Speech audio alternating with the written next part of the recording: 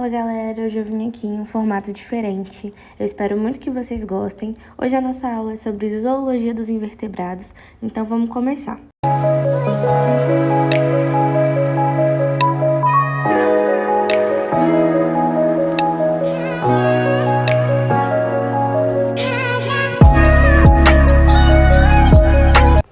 E os invertebrados que nós vamos falar hoje são eles, os anelídeos.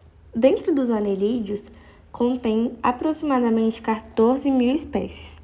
Eles têm como principal representantes a sanguessuga e as minhocas, e ainda tem uma vasta diversidade. São chamados de vermes cilíndricos porque possuem esse formato vermiforme.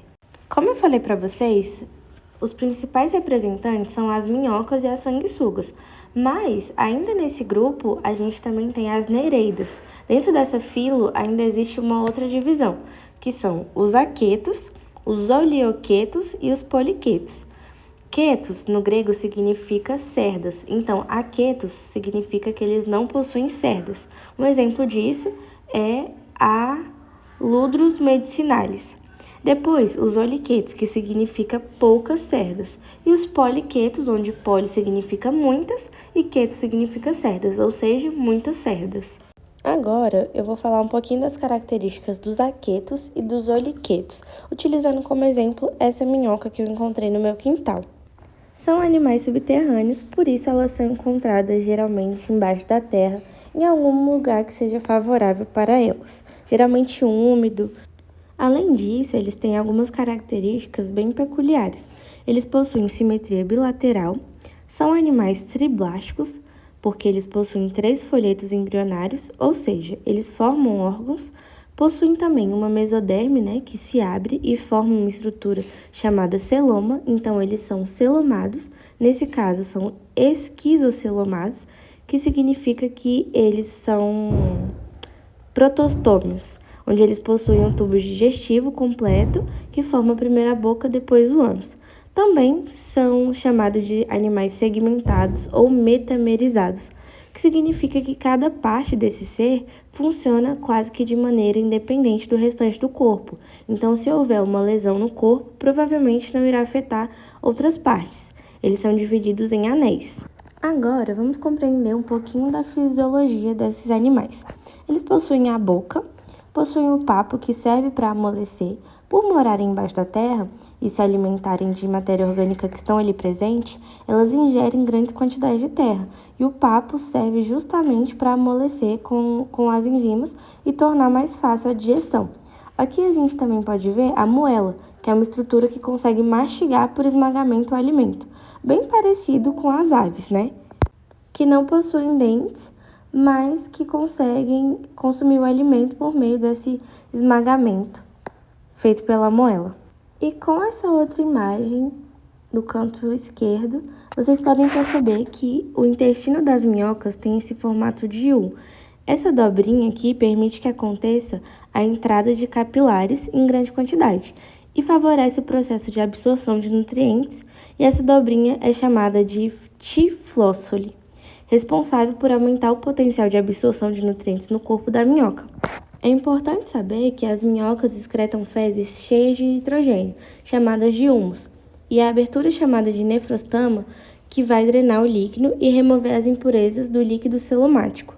E o que vai eliminar os excretos é essa estrutura que se chama matanefrídeo e libera ali principalmente amônia. Aqui, nesse anel da minhoca, é possível identificar também os vasos sanguíneos, o intestino e as estruturas de drenagem de líquidos, que vão ser excretados, chamadas de nefrostoma. Nefro está relacionado a rins e estoma a boca, então é como se fosse a boca de excreção. E percebam também que o intestino ele não tem contato com as vísceras, porque a gente está falando de um ser celomado. Também existe o cordão nervoso, que ele passa por baixo dos vasos sanguíneos. E um ponto importante de saber é que os anelídeos possuem sistema circulatório. A gente vai falar sobre isso mais na frente. O humus de minhoca nada mais é que a excreção desses animais, e é benéfica para as plantas, porque as minhocas se alimentam de restos de matéria orgânica e acaba que essa terra, essas excreções que são liberadas, viram fertilizantes naturais que melhoram as características físicas, químicas e biológicas do solo.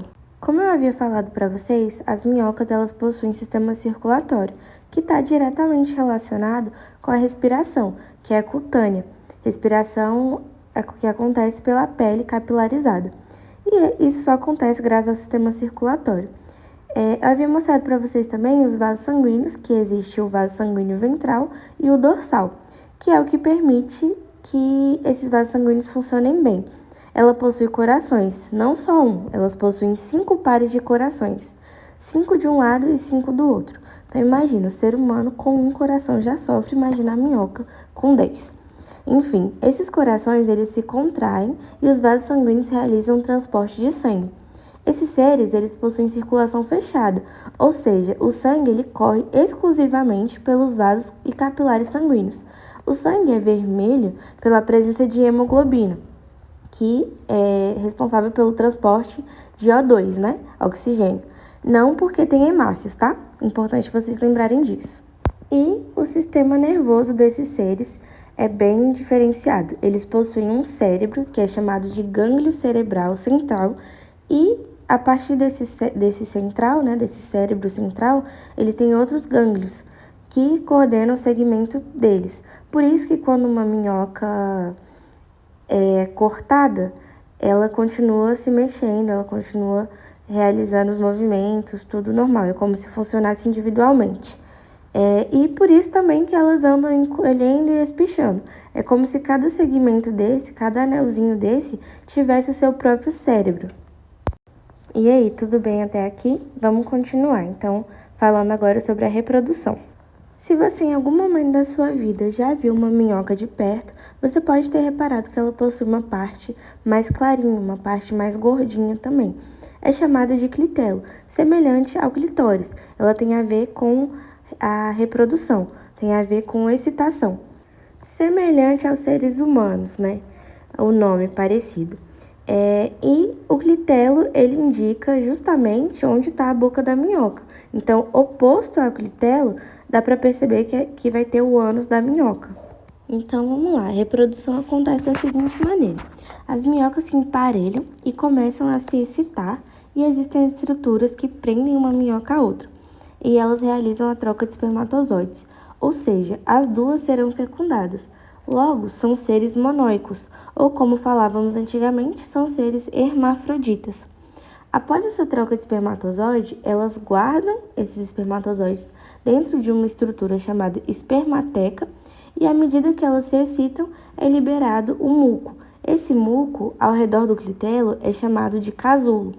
E através de poros presentes no clitelo, vai acontecer a liberação de gametas femininos, os óvulos. Após isso, elas se desprendem e vai fazer um movimento que leva esse casulo até a espermateca, por meio de uma atração química, né? E vai acontecer a fecundação e o casulo vai sair. E aí ocorre a fecundação chamada de fecundação cruzada e externa. E nascem as minhocas jovens, desenvolvimento direto e sem estágio larval. É como se elas já nascessem grandes. Lembram que lá no início eu falei para vocês sobre as nereidas? São representantes dos poliquetos. Elas são bem diferentes das minhocas e das sanguessugas. Um exemplo é que elas não possuem clitelo, têm tentáculos, olhos, cerdas, palpos que auxiliam no processo de pegar os alimentos e possuem parapódios, que são protuberâncias que realizam trocas gasosas. Funciona como se fosse uma brânquia. E a reprodução deles ocorre da seguinte forma. Como são seres dioicos, diferentes das sanguessugas e das minhocas que são monóicos, a fecundação ocorre na água. Então, é uma fecundação externa e o desenvolvimento é indireto, porque tem fase larval, chamada de trocófora, comum em alguns moluscos. Outro fator importante é que dentro dos anelídeos, a maioria deles é poliquetos, ou poliquetas, diferente do que a gente costuma imaginar, que são as minhocas, porque elas são mais utilizadas didaticamente, né? Mas, em sua maioria, os anelídeos são formados, por sua maior parte, por poliquetos. Essa foi mais uma aula, eu espero muito que vocês tenham gostado, que tenham gostado também desse novo formato, e até a próxima. Um beijo, tchau, tchau!